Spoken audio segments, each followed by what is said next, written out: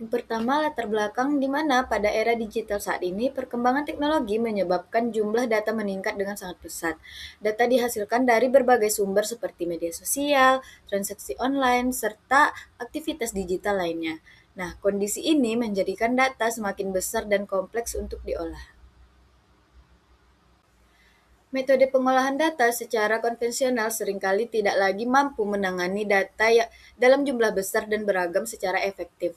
Dengan keterbatasan tersebut, mendorong berkembangnya pendekatan baru yang lebih modern yaitu data science. Data science memungkinkan proses pengolahan data dilakukan secara lebih sistematis dengan menggunakan ilmu statistika, matematika, dan juga teknologi komputer. Nah, melalui pendekatan ini, data mentah dapat diolah menjadi informasi yang bermakna, sehingga dapat digunakan sebagai dasar dalam pengambilan keputusan yang lebih akurat. Nah, di dalam laporan ini memiliki tujuan penelitian. Penelitian ini bertujuan untuk memahami dari konsep dasar data science dan juga machine learning di dalam pengolahan data. Nah, selain itu, penelitian ini juga bertujuan untuk menjelaskan pentingnya tahap data pre-processing dalam meningkatkan kualitas data. Nah, fokus utama dalam pembahasan ini adalah pada teknik data reduction ataupun dia penanganan missing data, serta identifikasi dan penanganan outlier agar hasil analisis ini menjadi lebih akurat dan dapat dipercaya. Sehingga informasi-informasi yang akan diberikan oleh data science ini bisa nih dipakai dalam kehidupan sehari-hari atau dalam pengambilan keputusan. Nah, selanjutnya ada tentang machine learning. Nah, machine learning itu dia merupakan bagian dari artificial intelligence. Nah, dia itu memungkinkan ini sistem untuk belajar dari data secara otomatis dengan menggunakan algoritma tertentu nih. Komputer dapat mengenali pola dan hubungan dalam data tanpa harus diprogram secara rinci. Nah, dari proses machine learning itu dalam pembelajaran ini dia mampu melakukan prediksi dan membantu pengambilan keputusan. Nah, oleh karena itu, teknologi dalam machine learning itu banyak dimanfaatkan dalam berbagai bidang seperti analisis data, rekomendasi sistem, dan juga klasifikasi. Nah, di dalam data itu banyak tentang permasalahan-permasalahan. Nah, ini selanjutnya kita tentang permasalahan data. Nah, di dalam proses analisis, data seringkali memiliki berbagai permasalahan yang banyak banget yang dapat mempengaruhi hasil yang kita peroleh. Nah, beberapa masalah yang umum terjadi itu ada jumlah variabel yang terlalu banyak, adanya data yang hilang, atau keberadaan data ekstrim ataupun data duplikat nih. Nah, permasalahan tersebut dapat menyebabkan hasil analisis menjadi kurang akurat jika tidak ditangani dengan cepat. Jadi informasi itu kayak kurang pas gitu didengar. Nah, jadi oleh karena itu diperlukan nih tahap processing data untuk membersihkan dan mempersiapkan data sebelum dilakukan analisis lebih lanjut atau pre-processing. Nah, selanjutnya adalah tentang pengertian data science. Pertama, data science. Nah, data science itu adalah bidang nih yang menggabungkan tentang statistika, matematika, dan juga ilmu komputer. Nah, di situ itu untuk mengolah data menjadi informasi yang bermakna dan dapat digunakan dalam pengambilan keputusan dan itu sangat penting. Nah, dalam mengolah data menjadi insight. Nah, data science ini bisa menjadi data yang menjadi insight. Nah, insight itu adalah informasi penting yang diperoleh dari hasil analisis data. Nah, data yang awalnya misalnya mentah dia diolah nih dan menghasilkan kesimpulan yang berguna atau informasi yang berguna. Nah, selanjutnya itu ada bersifat interdisipliner. Nah, interdisipliner itu dia itu adalah data science ini yang menggabungkan berbagai ilmu seperti matematika, statistika, komputer, bisnis, dan domain ilmu lainnya. Nah, dia interdisipliner. Jadi data ini dia menghasilkan informasi yang bermakna dan juga disiplin dan juga sopan. Nah, setelah kita udah mengetahui nih apa dari pengertian atau arti dari data science, kita nih harus mengetahui apa yang menjadi peranan dalam data science. Nah, peranannya itu yang pertama yaitu mengambil atau membantu pengambilan keputusan berbasis data. Nah, itu berarti kita secara individu ataupun organisasi ataupun kelompok dia itu dapat mengambil atau membuat sebuah keputusan yang lebih akurat berdasarkan data bukan hanya berdasarkan asumsi. Nah, kedua, digunakan di berbagai bidang. Nah, dia di berbagai bidang ini seperti kayak bisa kita gunakan di bidang bisnis, kesehatan, pendidikan, dan juga keuangan. Bahkan kita bisa digunakan dalam bidang sehari-hari kita. Nah, yang ketiga itu adalah contoh penggunaan. Nah, contoh penggunaan data science ini, dia itu bisa kayak memprediksi penjualan, analisis perilaku pelanggan, rekomendasi produk, dan kita juga bisa menganalisis risiko. Nah, teman-teman, karena kita udah mengetahui nih pengertian juga peran. Nah, dari data science itu kita bisa menghasilkan menjadi big data. Big data itu sebuah data besar yang dihasilkan oleh data science. Nah, dia memiliki beberapa nih karakteristik. Itu ada 5 V. Itu cara mudah untuk teman-teman menghafal. Nah, yang pertama itu adalah volume. Nah, volume ini atau volume itu adalah jumlah data yang sangat besar yang dihasilkan setiap waktu di berbagai sumber. Nah, kedua itu adalah velocity. Bukan berarti kita harus velocity nih ya kan. Nah, velocity itu kecepatan datanya yang terus bertambah dan harus diproses dengan cepat. Nah, ketiga itu adalah variety. Nah, variety itu adalah keberagaman jenis data. Dia keberagamannya ada teks, ada gambar, ada video, ada audio, dan juga ada data numerik. Nah, keempat itu ada veracity. Veracity itu adalah tingkat keakuratannya dan juga keandalan data yang digunakan. Nah, kelima itu ada value. Value itu nilai dan manfaat yang diperoleh dari pengolahan data. Nah, selanjutnya ini adalah data science life scale. Life scale itu artinya adalah siklus kehidupan. Nah, di dalam data science ini berarti ada siklus. Nah, yang pertama itu adalah data collection. Nah, data collection ini adalah proses pengumpulan data dari berbagai sumber. Nah, seperti kayak database, dari internet, dari sensor, ataupun dari survei. Nah, yang kedua adalah data cleaning atau data yang sudah dibersihkan. Nah, sebelum data dibersihkan, berarti ada data yang memiliki kesalahan, seperti ada data kosong, ataupun data duplikat, ataupun data yang tidak relevan nih. Nah, jadi karena udah dibersihkan, udah disesuaikan nih, makanya dia bisa siap untuk dianalisis. Nah, di dalam data science life scale itu ada yang kedua. Nah, yang pertama adalah explanatory data analysis atau EDA.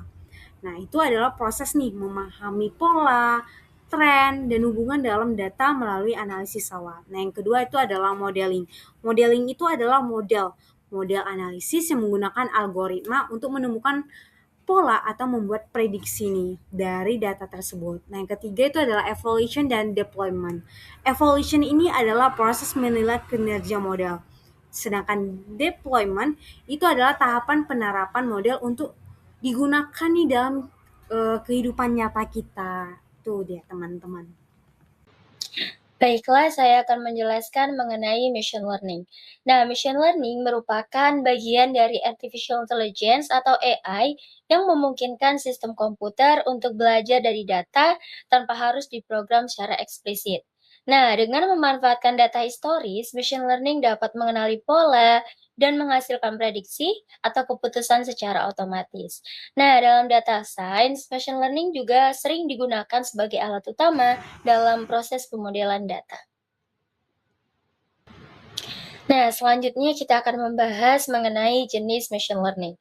Machine learning dibagi menjadi 3 jenis utama. Yang pertama yaitu supervised learning. Supervised learning menggunakan data yang sudah memiliki label, contohnya digunakan untuk klasifikasi dan regresi. Yang kedua ada unsupervised learning. Unsupervised learning digunakan pada data tanpa label untuk menemukan pola tersembunyi dari data tersebut. Yang ketiga ada reinforcement learning. Nah, dalam reinforcement learning, model belajar dari interaksi dengan lingkungan melalui reward dan punishment. Setiap jenis dari machine learning ini bisa kita pilih sesuai dengan tujuan analisis data yang kita inginkan. Nah, selanjutnya akan membahas mengenai contoh algoritma machine learning. Nah, beberapa algoritma yang umum digunakan dalam machine learning antara lain, yang pertama ada linear regression. Linear regression digunakan untuk memprediksi nilai kontinu. Yang kedua ada decision tree. Nah, decision tree ini digunakan dalam pengambilan keputusan yang berbasis aturan. Yang ketiga ada K-nearest neighbor atau KNN yang digunakan untuk mengelompokkan data berdasarkan kedekatan jarak. Yang terakhir ada neural network. Neural network digunakan untuk meniru cara kerja otak manusia dalam mengenali pola yang kompleks. Nah, pemilihan algoritma ini juga dapat disesuaikan dengan jenis data dan tujuan analisis. Nah, selanjutnya kita akan membahas mengenai data reduction. Data reduction adalah teknik yang digunakan untuk mengurangi ukuran atau kompleksitas data tanpa menghilangkan informasi penting di dalamnya. Teknik ini sangat penting terutama pada data dengan dimensi yang tinggi atau high dimensional data. Tujuan data reduction antara lain yang pertama adalah mengurangi kompleksitas data, mempercepat proses analisis, menghemat penyimpanan, dan meningkatkan performa model. Teknik data reduction. Beberapa teknik dalam data reduction antara lain yang pertama ada prinsipal komponen analisis atau PCA, yaitu dengan mengubah data ke dimensi yang lebih kecil. Yang kedua ada sampling. Sampling ini untuk mengambil sebagian data yang mewakili keseluruhan. Yang ketiga ada feeder selection, atau memilih variabel yang paling relevan. Dan yang keempat ada data compression, yaitu dengan mengurangi ukuran data tanpa kehilangan informasi penting. Nah, pemilihan teknik reduction ini harus disesuaikan agar tidak menghilangkan informasi penting di dalam data tersebut. Materi selanjutnya adalah missing data. Missing data adalah kondisi ketika data dalam suatu penelitian tidak lengkap atau kosong. Hal ini umum terjadi dan perlu ditangani dengan cara yang tepat. Kenapa? Karena keberadaannya dapat mengurangi ukuran sampel efektif serta dapat menurunkan kekuatan statistik atau statistical power sehingga kemampuan dalam pengujian hipotesis menjadi lebih lemah dan berpotensi menimbulkan bias.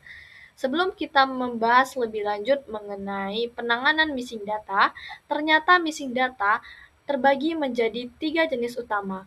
Yang pertama adalah missing completely at random atau MCAR, yaitu data hilang secara acak dan tidak berkaitan dengan variabel lain. Yang kedua, missing at random atau MAR, yaitu data hilang yang berkaitan dengan variabel lain tetapi tidak dengan nilai data itu sendiri. Serta yang terakhir yaitu missing not at random atau MNAR, yaitu data hilang yang justru disebabkan oleh nilai itu sendiri. Pembahasan selanjutnya yaitu mengenai penanganan missing data.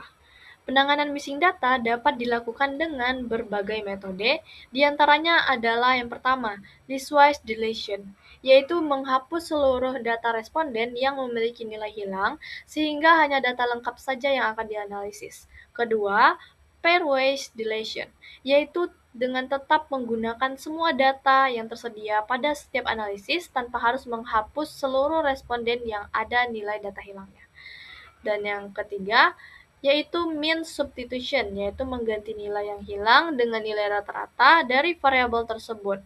Dan metode yang terakhir yaitu metode imputation, yaitu metode yang lebih kompleks seperti regresi atau multiple imputation yang dapat memperkirakan nilai yang hilang berdasarkan pola data yang ada sehingga metode ini menjadi metode analisis yang lebih akurat dibanding metode-metode lainnya. Materi selanjutnya yaitu outlier.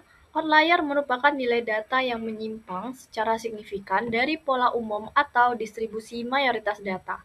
Sehingga, jika kita menemukan outlier di dalam dataset kita, hal itu dapat mempengaruhi hasil analisis yang akan kita lakukan selanjutnya. Oleh sebab itu, sebelum kita melakukan analisis lebih lanjut, kita haruslah mendeteksi apakah dataset kita terdapat outlier ataupun tidak. Deteksi outlier dapat dilakukan dengan beberapa metode. Yang pertama adalah metode Z-score, di mana data dengan nilai di luar rentang negatif 3 dan plus 3 biasanya dianggap sebagai outlier. Metode selanjutnya itu metode IQR atau interquartile rank dengan batas bawah Q1 dikurang 1,5 IQR dan batas atas Q3 ditambah 1,5 IQR, di mana jika ada nilai data yang berada di luar rentang batas bawah dan batas atas, maka akan dianggap sebagai outlier. Selain menggunakan perhitungan matematis, kita juga bisa mendeteksi outlier melalui visualisasi data. Salah satunya adalah box plot. Box plot dapat membantu kita melihat nilai ekstrim secara visual. Serta metode yang terakhir yaitu metode Mahalanobis distance yang digunakan untuk mendeteksi outlier pada data multivariat. Setelah kita tahu bahwa dataset kita mempunyai outlier, maka kita harus segera menanganinya. Penanganannya dapat dilakukan dengan berbagai cara. Salah satunya adalah menghapus data jika dianggap tidak valid, atau melakukan transformasi data untuk mengurangi pengaruh ekstrim, atau menggunakan teknik Wien solarizing dengan mengganti nilai ekstrim ke batas tertentu, atau kita juga boleh mempertahankan data jika memang outlier tersebut kondisi sebenarnya dari dataset yang kita punya. Berdasarkan hasil yang sudah dibahas sebelumnya, dapat kita simpulkan bahwa data science merupakan ilmu tentang mengolah data menjadi insight yang berguna untuk pengambilan keputusan, dengan machine learning sebagai alat untuk membangun model prediksi. Selain itu, kualitas data sangat menentukan bagaimana hasil analisis dihasilkan, sehingga proses preprocessing seperti data reduction, penanganan missing data, dan deteksi outlier menjadi langkah penting agar hasil analisis tetap akurat dan terpercaya. Terima kasih sudah menyimak hingga akhir. Semoga materi yang telah kami sampaikan dapat memberikan manfaat dan dapat menambah pemahaman.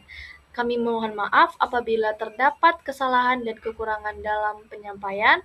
Saya akhiri dengan wassalamualaikum warahmatullahi wabarakatuh.